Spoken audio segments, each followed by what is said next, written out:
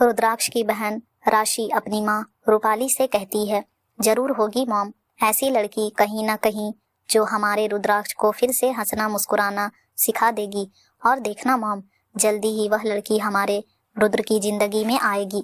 सूरत, गुजरात। एक छोटा सा खूबसूरत सा घर जिसमें लगभग 3 कमरे और किचन और छोटा सा हॉल होगा और आंगन में तुलसी का एक पौधा और उसी हॉल में बने एक छोटे से कान्हा जी के मंदिर में एक लड़की कान्हा जी की छोटी सी प्यारी सी मूर्ति के सामने हाथ में पूजा की थाल लिए कान्हा जी की आरती उतार रही थी।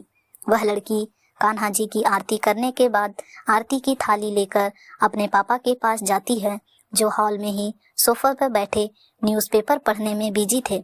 वह लड़की अपने पापा के सामने जाकर उनके हाथ से न्यूज़पेपर को नीचे करती हुई आरती की थाली की ओर आंखों से इशारा करती है और उसके पापा उसे देखकर चेहरे पर बड़ी सी मुस्कान लिए आरती की थाली की ओर हाथ बढ़ाकर आरती लेकर उस लड़की के सिर पर हाथ फेरकर उसे आशीर्वाद देते हैं। फिर वह लड़की मुस्कुराकर वहां से सीधे किचन की तरफ बढ़ जाती है, जहां उस लड़की की माँ किचन में नाश्ता बना रही थी। वह लड़की जाकर अपने माँ के सामने भी आरती की थाल आगे करती है।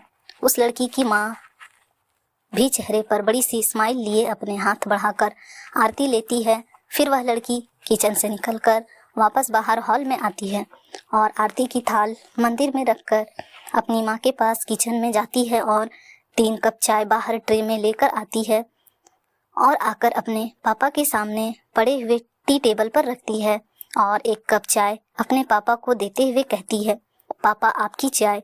उस लड़की की बात सुन उसके पापा न्यूज़पेपर को समेटकर सोफे पर साइड में रखकर मुस्कुराते हुए चाय का कप लेते हुए कहते हैं, अरे आराध्या बेटा, कान्हा जी की आरती आपने सिर्फ मुझे और अपनी माँ को दी, आपके छोटे नटखट भाई और आपके माँ के लाडले बेटे को नहीं दी।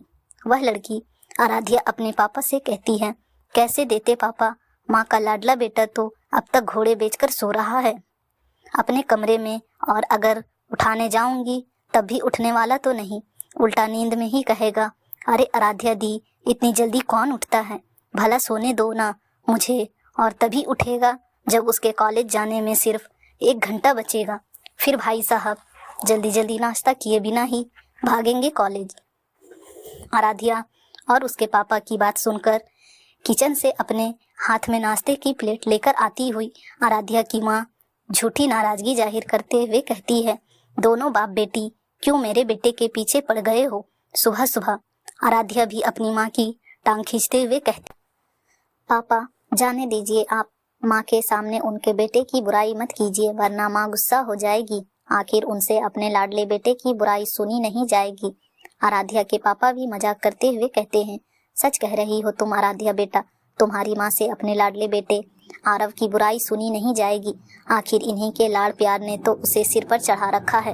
आराध्या की माँ जिगना झूठी नाराजगी जताते हुए कहती है, आप दोनों बाप बेटी मुझे जितने ताने मारने हो मार लो, सब सुन लूंगी मैं, आखिर मैंने ही तो आरव को सिर पर चढ़ा रखा है ना, आप दोनों का तो इसमें कोई हाथ नहीं है। आरव के किसी भी चीज के लिए पैसे मांगने पर चोरी चुप के पैसे आरव की यही बड़ी बहन आराध्या देती है, मैं नहीं। और अपने दोस्तों के साथ देर रात फिल्म और क्रिकेट खेलने अपने पापा को बताकर जाता है, मुझे नहीं, फिर भी दोनों दोस्त मुझे दे रहे हैं।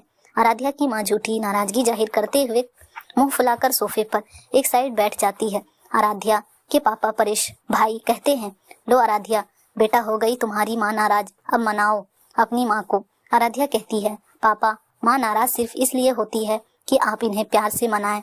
आराध्या के पापा परेश जी कहते हैं, मुझे भी ऐसा ही लग रहा है आराध्या बेटा, अब लगता है मुझे ही मनाना होगा तुम्हारी माँ को। आराध्या के पापा परेश आराध्या की माँ जिगना के पास जाते हुए और कहते हैं, अब बताइए जिगना जी, आपको कैसे मनाया जाए। आराध्या कहती है, पापा एक काम कीजिए, माँ के लिए आपके जमाने का कोई प्यार भरा गाना सुना दीजिए, जिससे माँ का गुस्सा छूमंतर हो जाएगा कुछ ही मिनटों में।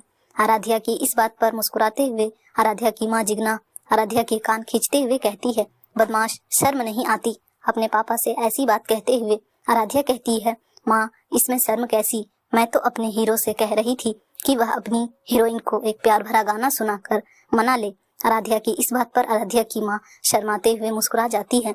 अपनी नो को ऐसे देखकर आराध्या कहती है, देखिए पापा, आपकी हीरोइन मान गई। आराध्या के पापा कहते हैं, हाँ आराध्या बेटा, मेरी हीरोइन तो मान गई, मुझे गाना गाने का भी मौका नहीं दिया मेरी हीरोइन ने। आराध्या के पापा, इस बात पर आराध्या, उसके पापा परेश जी और माँ जिग्ना तीनों हंस पड़ते हैं। आराध्या के पापा कहते हैं, घर में आराध्या है तो घर में रौनक लगती है, पर जब 2 दिन बाद आराध्या बेटा तुम मुंबई चली जाओगी तो घर की रौनक ही चली जाएगी। परेश जी की इस बात पर तीनों के चेहरे पर उदासी छा जाती है। आराध्या चेहरे पर से उदासी को दूर करते हुए अपने पापा का हाथ अपने हाथ में लेकर कहती है, पापा, मुंबई सूरत से दूर ही कितना है, जब मन करेगा ट्रेन में बैठकर आ जाया करूंगी आप सबसे मिलने। फिर भी अगर आप नहीं चाहते कि मैं आपसे दूर जाऊं तो मैं नहीं जाऊंगी। सूरत की ही किसी छोटी सी इवेंट मैनेजमेंट कंपनी में काम कर लिया करूंगी। आराध्या की बात सुनकर परेश जी कहते हैं, नहीं आराध्या बेटा, मैं तुम्हें मुंबई जाने से नहीं रोकूंगा। मैं और तुम्हारी माँ भले ही तुमसे बहुत प्यार करते हो, पर तुम्हें मुंबई जाने से नहीं रोकेंगे। आराध्या की माँ जिग्ना कहती है, हाँ बेटा आराध्या, मैं और तुम्हारे पापा कभी नहीं चाहेंगे कि हम दोनों का प्यार हमारे बच्चों के सामने सपनों को बाधा बने। हम दोनों तो चाहते हैं कि हमारे बच्चे तरक्की का आसमान छुए। आराध्या के पापा परेश जी कहते हैं, हाँ आराध्या बेटा, तुम्हारी माँ बिल्कुल ठीक कह रही है, और वैसे भी मैंने अपने बचपन के दोस्त अभिजीत से बात कर ली है। उसने कहा है कि तुम उसकी इवेंट मैनेजमेंट कंपनी, जो कि मुंबई की सबसे बड़ी कंपनी है, उसी में काम करोगी और तुम उसके परिवार के साथ उसके ही घर में रहोगी, ताकि तुम्हारी माँ और मुझे मुंबई जैसे बड़े शहर में तुम्हारे जाने से तुम्हारी कोई चिंता नहीं लगी रहे। अपने पापा की बात सुनकर आराध्या कहती है, पापा, आपने आपके दोस्त अभिजीत अंकल से मुझे उनकी कंपनी में नौकरी देने के लिए क्यों कहा? और मैं तो उन्हें जानती भी नहीं हूँ और ना ही कभी उनके परिवार से मिली हूँ, तो फिर मैं उनके साथ उनके घर में भला कैसे रहूंगी? मैं उनके घर में रहने में असहज महसूस करूंगी और उन लोगों को भी मेरा उनके घर में रहना पसंद आएगा भी या नहीं, क्योंकि आप भी सिर्फ अभिजीत अंकल को जानते हैं, उनके परिवार को नहीं। ना जाने कैसे लोग होंगे और मैं उनके घर में रहकर उनके परिवार को कोई तकलीफ नहीं देना चाहती। आराध्या की बात सुनकर परेश जी कहते हैं, आराध्या बेटा, पहली बात यह कि मैंने अपने बचपन के दोस्त अभिजीत से तुम्हारी नौकरी के लिए कोई सिफारिश नहीं की, बल्कि मैंने तुम्हारा पूरा बायोडाटा उसे मेल कर दिया था और तुम्हारे बायोडाटा को देखकर ही अभिजीत ने तुम्हें अपनी कंपनी में नौकरी देने के लिए हामी भरी है। वरना अभिजीत किसी भी सिफारिश से किसी को अपनी कंपनी में नौकरी नहीं देता, भले ही वह उसके दोस्त की बेटी ही क्यों ना हो। अपने काम को लेकर बहुत ही सख्त है अभिजीत। अपने काम में वह कोई भी लापरवाही पसंद नहीं करता है, इसलिए उसने तुम्हारा बायोडाटा देखने के बाद ही तुम्हें अपनी कंपनी में नौकरी देने के लिए कहा है। और उसने कहा है कि तुम्हारी काम के प्रति काबिलियत देखकर ही वह तुम्हें अपनी कंपनी में परमानेंट करेगा। और रही बात उसके परिवार की, तो मैं उसके परिवार से कभी नहीं मिला और उसके परिवार के बारे में कुछ ज्यादा नहीं जानता, क्योंकि मैंने और अभिजीत ने अपना बचपन साथ में बिताया है। पर उसके बाद अभिजीत के पापा मुंबई शिफ्ट हो गए। उसके बाद उनसे कभी मुलाकात नहीं हुई, बस कभी कभार अभिजीत से फोन पर बात हो जाया करती है। पर एक बार अभिजीत ने बताया था कि उसकी पत्नी का नाम रूपाली जी है और उसके 3 बच्चे हैं, जिनमें उनकी एक बड़ी बेटी है और 2 बेटे हैं। पर मुझे अपने दोस्त अभिजीत पर पूरा विश्वास है कि वह तुम्हें उसके घर में अकेला महसूस नहीं होने देगा। और आराध्या, तुम भी अपने प्यारे से स्वभाव से उसके परिवार के साथ घुल मिल जाओगी।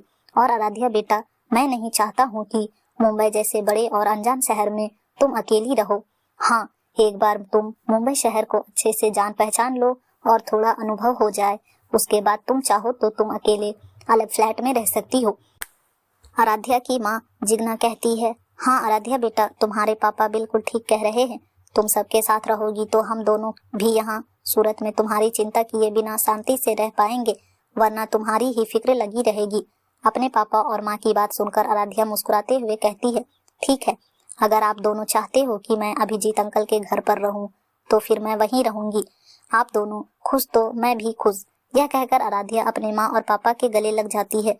इतने में ही आराध्या का छोटा भाई आरव अपने कमरे में नींद में उठकर आते हुए कहता है, आप सभी उठ गए। आरव को देखकर आराध्या और उसके पापा मुस्कुरा जाते हैं और आराध्या कहती है, तो आरू, तुम क्या चाहते हो हम तीनों भी तुम्हारी तरह घोड़े बेचकर 9 बजे तक सोते रहे?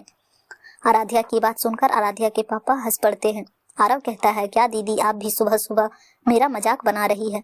देखिए ना माँ, दीदी मेरा मजाक बना रही है। आराध्या के पापा कहते हैं, आरव बेटा, तुम काम ही ऐसा करते हो कि तुम्हारा मजाक उड़ाया जाए।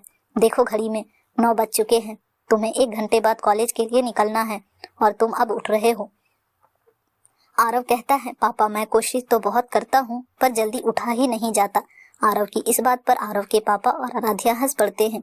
जिग्ना भी कहती है, बस आप दोनों आप बाप बेटी मेरे बेटे का मजाक बनाना बंद करो अभी। और आरव, मैं तुम्हारे और तुम्हारी आराध्या दीदी के बीच में नहीं बोलती, क्योंकि मैं आराध्या को कुछ कहूंगी तो तुम बीच में बचाव करने आ जाओगे और तुम्हें कुछ कहूंगी तो तुम्हारी आराध्या दी बीच में कूद पड़ेगी।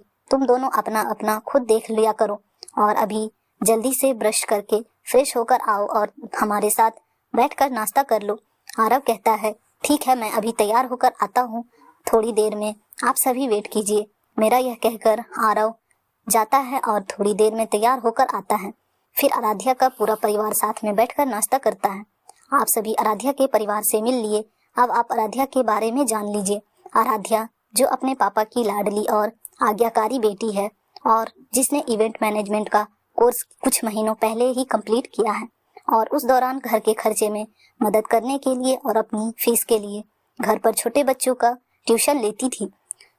लुक की बात करें तो रंग गोरा, हल्की भूरी आंखें, लाल सुर्ख होंठ, माथे पर छोटी सी वाइट बिंदी, लंबे काले बाल जिसे वह अक्सर पिन अप करके रखती थी और चेहरे पर हमेशा एक हल्की सी मुस्कान और रौनक रखती है। और कपड़ों की बात करें तो ज्यादातर चूड़ीदार पैजामा और सलवार सूट पहनती थी। उम्र लगभग 25 से 26 की होगी। आराध्या के पापा परेश भाई एक सरकारी स्कूल के टीचर थे जो अब रिटायर हो चुके हैं और आराध्या की माँ जिग्ना जी एक कुशल गृहिणी है और छोटा भाई आरव अभी ही कॉलेज में आया है जो कॉलेज के फर्स्ट ईयर में पढ़ता है। कहानी में आगे क्या होगा जब समझदार सुलझी हुई और थोड़े चुलबुले नेचर की आराध्या गुस्सैल और बेबाक रुद्राक्ष की जिंदगी में आएगी, जानने के लिए पढ़ते रहिए मेरी चाहत सिर्फ तुमसे।